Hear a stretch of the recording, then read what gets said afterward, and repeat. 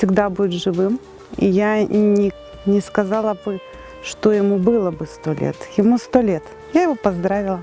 Принесла ему белых цветов, красивых. Он был очень добрым человеком, бесконечно добрым и влюбленным в этот мир. Один раз мама постирала 37 рубашек дома. Вот столько у нас было людей. Вот такой был хлебосольный человек. И многому научил, просто своим примером жизненным. Как нужно любить, как прощать, как иногда не прощать.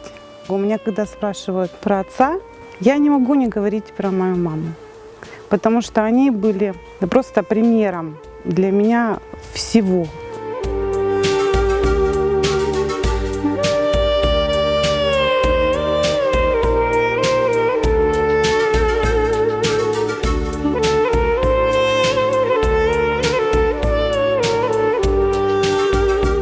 Я в этом селе была последний раз вот именно с отцом. В далеком, по-моему, в 86-м или 85-м году мы приезжали сюда, и он мне показывал свой родной дом. Мы к нему пришли, мы попросили воды напиться из колодца, который рыл еще мой дед. В нем очень вкусная вода, наверное, самая вкусная вода на свете.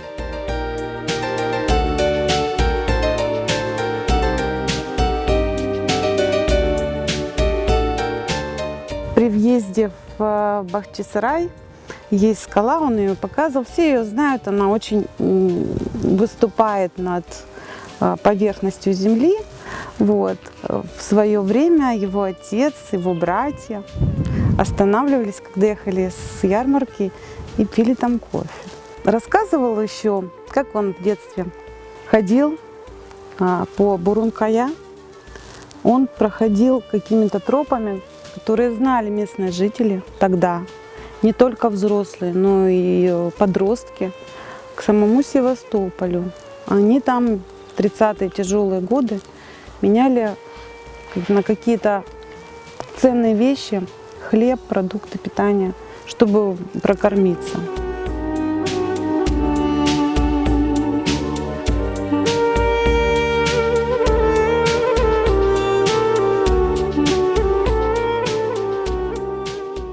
Символично и правильно, и с моей точки зрения, что именно в этом селе, в котором родился мой папа, библиотека, которая находится в Доме культуры, она имени Ситомира Эмина, имени моего отца.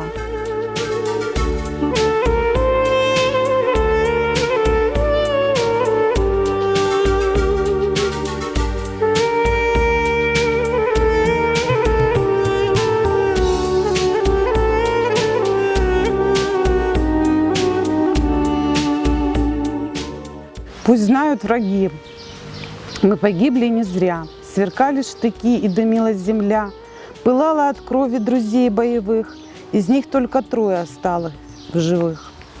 Но память хранит имена тех ребят, под серым гранитом погибшие спят, и звездное небо над ними горит, и волны бушуют, и бьют о гранит.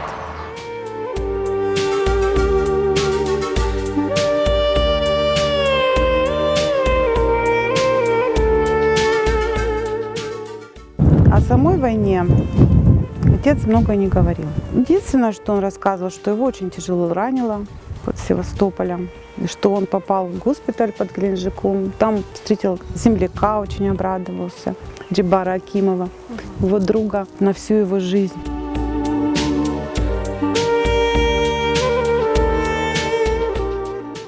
А перед высадкой мой отец, юный тогда десантник, не пивший спирта, обменял свои граммы спирта на сахар, сложил в карман. И пока он доплыл до берега, была команда залечь, ждать рассвета. Сахар застыл. Потом была команда командира примкнуть штыки, расстегнуть бушлаты, чтобы было видно тельняшки. И вот, говорит, страшно, холодно. Но я все время думал о том, что у меня-то там сахар.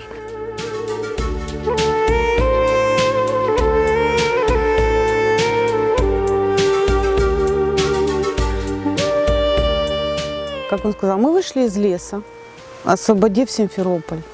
Симферополь уже освобождался, но они, партизаны, соединялись с основными войсками. Да? Мы вышли из леса, и меня и Джибарага, это его друг Джибар Акимов, их припроводили в комендатуру, где уже им объявили, что они задержаны и будут депортированы. Это была трагедия для них, потому что они освобождали. Они не стали предателями, они воевали за свою родину. Ну, конечно, очень тяжело, естественно. Плюс у него была такая боль о том, что он не знал, где его мама. Они с 1941 года не знали судьбу своих родных, не знали, живы ли они, здоровы ли они. Тяжело это переживал. Везли его не со всеми, их везли в каком-то правительственном вагоне. И не с жителями. Всех фронтовиков, понятно почему, да, потому что они могли поднять бунт, и у них, конечно же, забрали оружие тут же в комендатуре. Иногда на День Победы он грустил очень сильно, говорил, что да, День Победы, мы воевали, но этот день принес моему народу большую беду.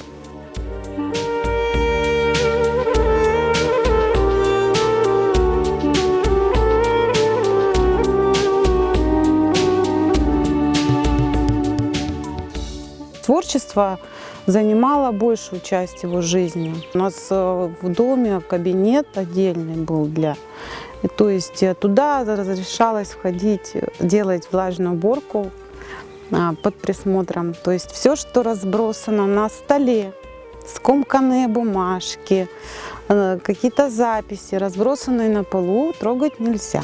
И движение за возвращение нашего народа на родину тоже очень большую часть его жизни занимало. Мы не можем это разделить. Все было взаимосвязано, потому что творчество, да, он писал о войне, он писал, и везде, в любом его произведении, боль, тоска по родине.